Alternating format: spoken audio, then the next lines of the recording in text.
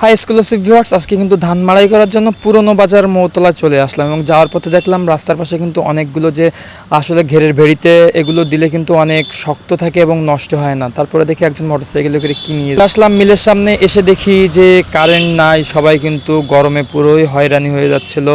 আমরাও ধানগুলো নামালাম, নামার পরে প্রচুর গরম লাগতেছিল, কি করব, কারেন্ট নাই, ওয়েট করতে হবে। এর ভিতর থেকে আমার এক কাকু বলতেছিল চলো চা খেয়ে আসি। তারপরে আবার বাইরে হলাম মিল থেকে বাইরে হয়ে চা খাওয়ার জন্য প্রিপারেশন নিচ্ছিলাম।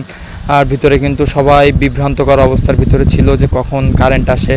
চাচা এদিকে ধান নিয়ে আমার চাচা চা খাতে দিচ্ছে, এই জন্য কিন্তু চাচা দাদা আর আমরা তিনজন চলে যাচ্ছি চা খাতে। পরে কিন্তু আমরা পুরনো বাজারের সামনে মিল থেকে যাচ্ছিলাম আলমগীর ভাইয়ের চার দোকানে চা খাইতে। পরবর্তীতে আলমগীর ভাইয়ের চার দোকানে চলে আসলাম, এসে কিন্তু চা খাইলাম সেই স্বাদ। এর মধ্যে কারেন্ট চলে আসছে, পরে মিলে চলে এসে দেখি যে ভাইরা মিলিং করা শুরু করে দিচ্ছে। ধন্যবাদ সবাইকে।